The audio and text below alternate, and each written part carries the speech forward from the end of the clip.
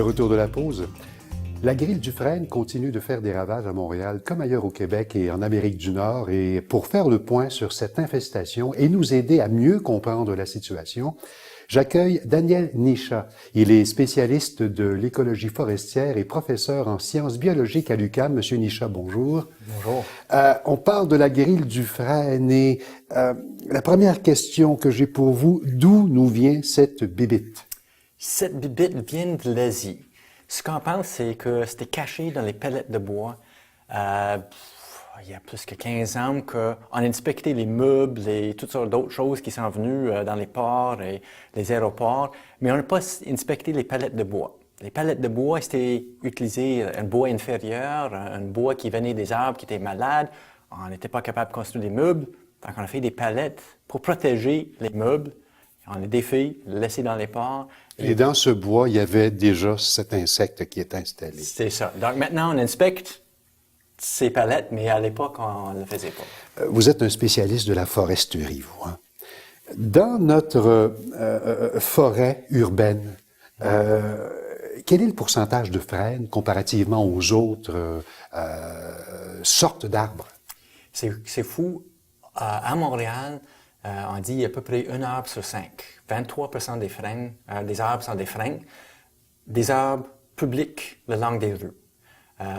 Il y a probablement, on peut dire peut-être le double si on considère les arbres en arrière des maisons. Ou sur... Donc, vous nous dites que dans l'île de Montréal, on a presque 50% des arbres qui sont des frênes? Non. Je veux dire qu'il y a 23% des arbres publics le long des rues et la même proportion des arbres privés, mais ça fait du sort que beaucoup de frênes en ville. Si on regarde juste le Mont-Royal, il y a 26 000 frênes sur le Mont-Royal. On peut imaginer de perdre 26 000 arbres. On va le remarquer. Là. Ce sont pour la plupart des arbres qui ont été plantés ou des arbres qui se sont développés naturellement?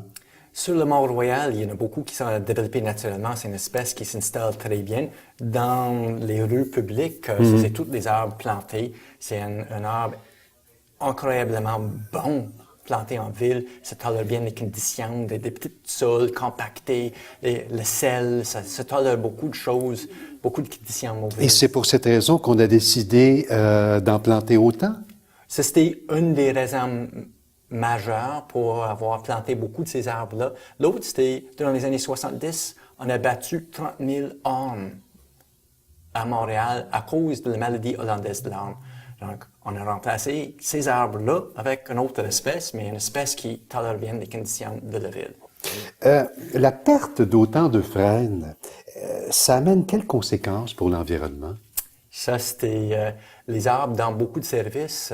On sait que les arbres vont rafraîchir les conditions durant l'été, donc vont modérer les canicules. On peut avoir 2, 3, 4, même jusqu'à 5 degrés plus frais où il y a une canopée arborescente intéressante. La ville a même planifié d'augmenter les canopies de la ville de Montréal de 20 à 25%.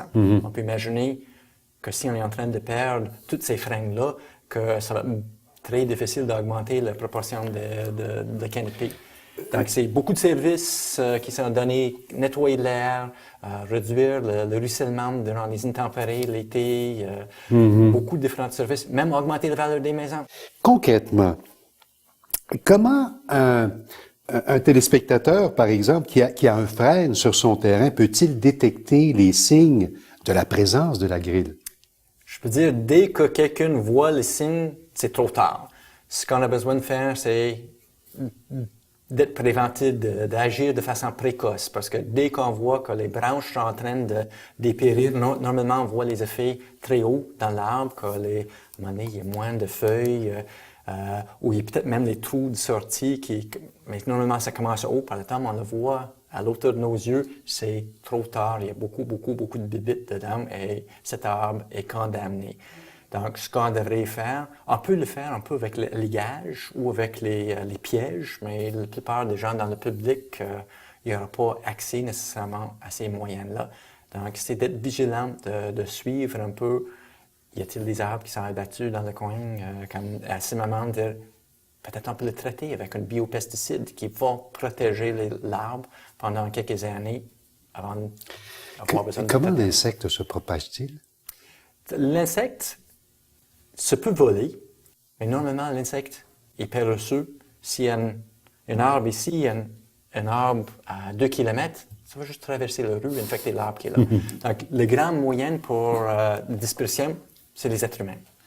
On va trouver, il y a un bois de chauffage qui est là, j'ai un foyer, et les gens s'en foutent. Et les gens, ce qu'on pense, que les gens ils ont transporté le bois du sud de l'Ontario jusqu'à Carignan. Et ça, c'était la première infestation au Québec. Donc, qui aurait pensé que quelqu'un a ramassé le bois, le chauffage au bord de rue en Ontario? Mais ça arrive. Quelle est la situation à Montréal? Est-ce que c'est aussi pire qu'on le dit? Est-ce que ça va bon train? Parce qu'on parle beaucoup d'abattage. Par les temps qui courent, on va abattre des arbres. Mais est-ce que c'est vraiment dramatique à Montréal? Montréal, honnêtement, ils ont fait, à mon avis, ils ont fait un bon job. Okay. Dans les villes américaines, après quelques années d'infestation, on a déjà perdu des milliers d'arbres.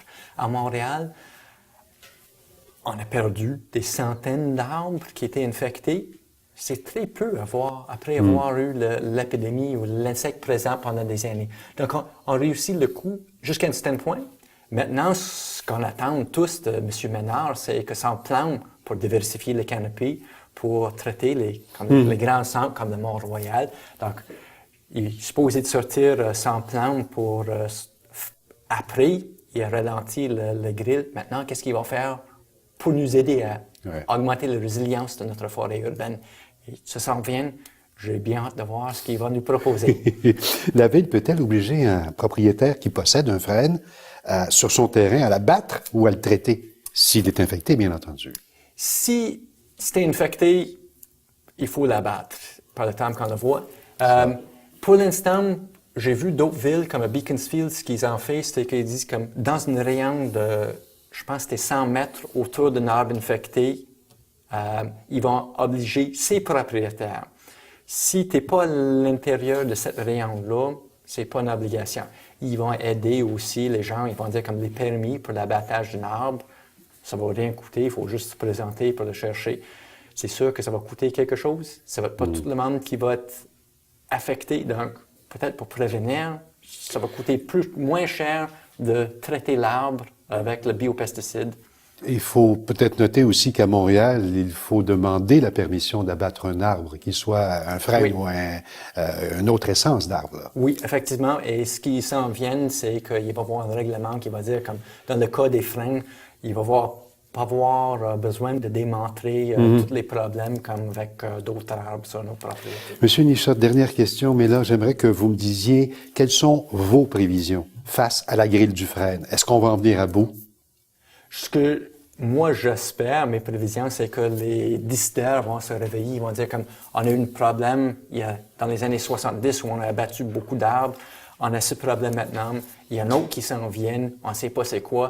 Maintenant, on va diversifier le forêt urbaine, on va s'assurer que ça arrive plus jamais parce qu'on a une menace qui est réelle. Donc... Si je capte bien ce que vous dites, la diversification va faire en sorte qu'il n'y aura pas un problème majeur comme on le vit présentement. Là. Effectivement, c'est comme diversifier votre portfolio. Si on investit tout en Northern Telecom ou une des grandes compagnies comme ça, on met tout notre argent là-dedans, il y a un problème. C'est les experts financiers disent qu'il faut diversifier, comme ça on est protégé. Pour les arbres en ville, c'est le même principe. Il faut diversifier. Daniel Nichat, merci beaucoup. Merci à vous. On passe maintenant à notre babillard communautaire.